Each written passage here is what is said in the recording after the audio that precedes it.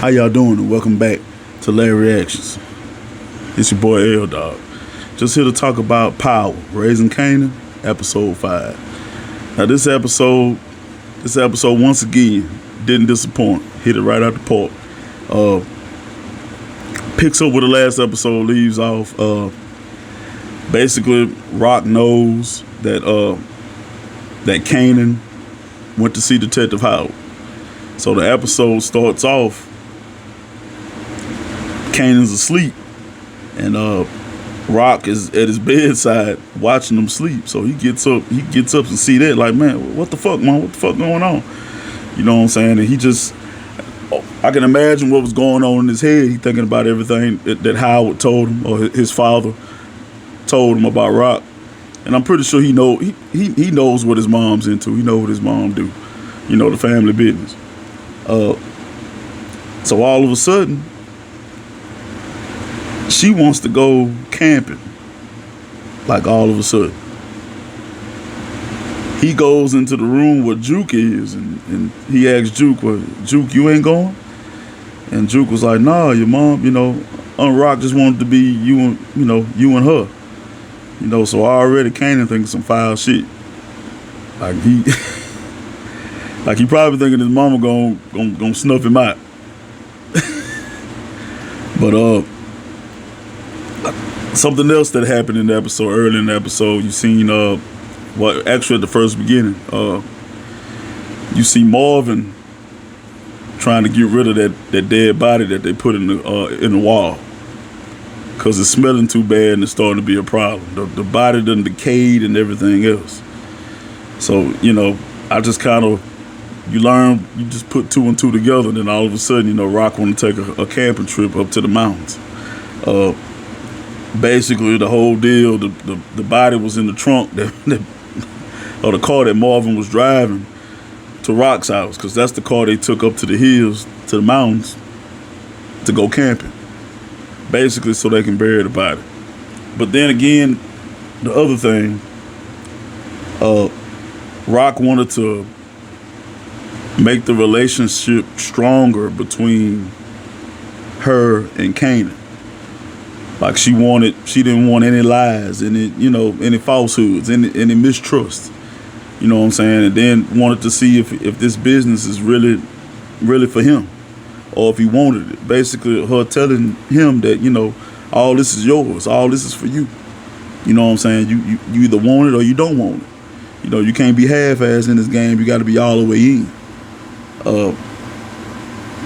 And basically, trouble follows them there. The Italian guys, they get a lead that they're going to the hills. Basically, they're being followed. And of course, stuff started to go left. But I'll get back to that in a minute. One more thing I want to talk about is Marvin. Now, seeing a lot of character progression with Marvin. Marvin still wanting to reconcile what's going on with Juke and what happened, and he opened up to the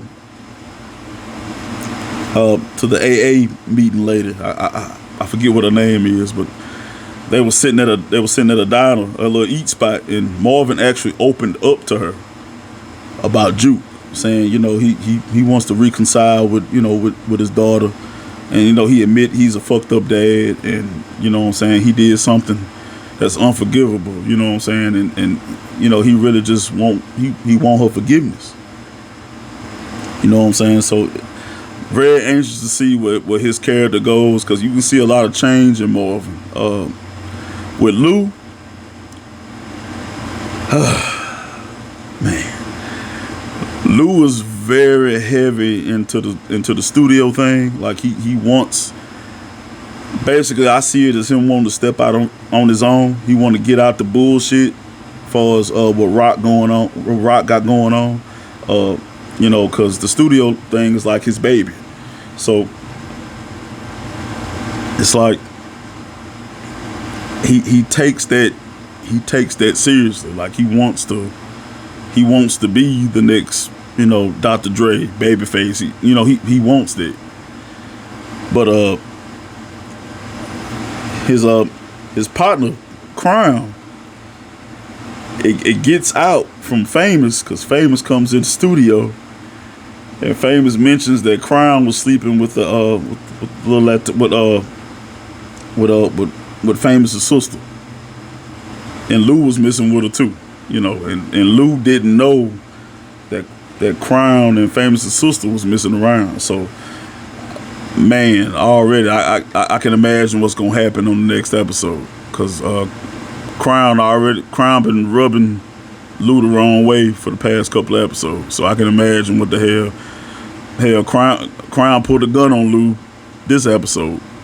A little altercation they got into when they went to go meet another producer or something like that. And Crown started, talking up for herself. Basically saying that Lou just the money man, you know what I'm saying? I do the AR stuff, you know what I'm saying? And Lou kind of felt disrespected. So, Lou put his hands on Crown, you know what I'm saying, and knocked him to the ground. Crown got up, said, Lou was like, just cause you do gangster music don't make you no gangster. And Crown got up and he had a gun in his pants, and he pulled it out. Lou was like, shit, don't pull that shit unless you're gonna use it, homeboy. And Crown got up like, what make you think I ain't gonna use it? Who said I ain't gonna use it? And Lou was like, I said it. And of course, Crown didn't use it. So it's a lot of tension right there. And then the fact he found that out after that little altercation about him sleeping with Famous's sister when they were together. So, man, it's gonna be some repercussions. Definitely gonna be some repercussions with that. Juke is building a good relationship with her mom. She actually came to the church with a whole new look. I mean, her hair was down.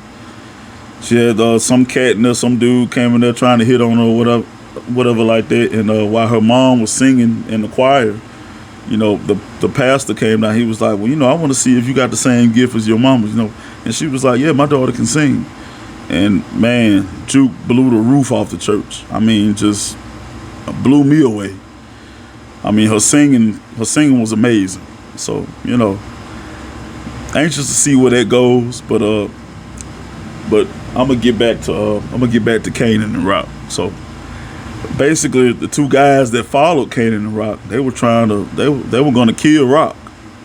One of the guys was a real racist. He wanted to take out both of them, but the other guy said, "You touch that kid, you touch Kanan, I'm gonna put a bullet right through your eyes. We don't need that kind of trouble. We just need to get rid of her." So basically, what ended up happening when they go to try to get Rock, Kanan get caught up in the mix. It's this chick up there. It's this white girl up there in the mountains that he was kind of missing, fooling around with. The racist guy ends up catching up with Kanan. Man, he started beat up on Kanan and all kind of stuff. And then the other guy went to go sneak up on Rock. Rock got the jump on him. Rock had got him and put him down. She didn't kill him. She didn't kill him, which is a good thing, which I'm going to tell you why in just a second. The white girl came in and said, "Oh, hurry, he's going to kill Kanan." And Rock went and ran to the cabin, and man, Rock ran over there, pushed him off of Kanan. Rock had a knife, and then right when he was about to shoot Kanan, that other guy that tried to sneak up on Rock and killed him had shot the racist guy that was about to kill Kanan. So it's a lot. It's a lot going on. Definitely cannot wait. And what ended up happening at the end, they ended up burying the body. You know what I'm saying? Basically solidifying that Kanan wants to be a part of the family business. And I've seen the preview for the next episode. I can't wait. I can't wait to see what's gonna happen. I'm really anxious to see what the relationship between Detective Howard and Canaan and Rock, how all that's gonna work, because some gotta give. You know what I'm saying? It's a lot of factors involved. I mean, you know, he know who shot him. He know that's his son. Rock knows that, but now Rock and Kanan have made a pact to each other that no more secrets, no more lies. You in this all the way, or you ain't in it at all. So it can go. It can only go up from here. So, man. So, but y'all comment down below if y'all watched the episode and if y'all enjoyed it, and comment down below what y'all thoughts is. Y'all make sure y'all like and subscribe. God bless the Fed. Whoa.